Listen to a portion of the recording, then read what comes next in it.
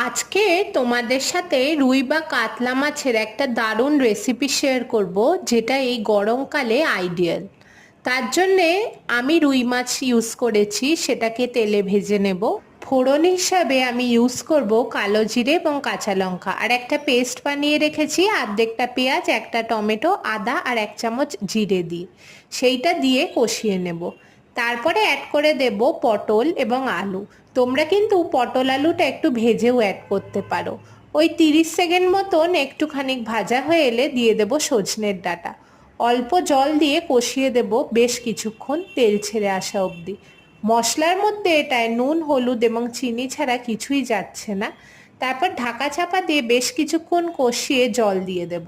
জলটা ফুটে এলে দিয়ে দেব মাছ, আর বিউলির ডালের কিছু বড়িও ভেজে রেখেছিলাম, মাছের সাথে বড়িটাও দিয়ে দেবো। ব্যাস রেডি আমাদের টেস্টি মাছের ঝোল।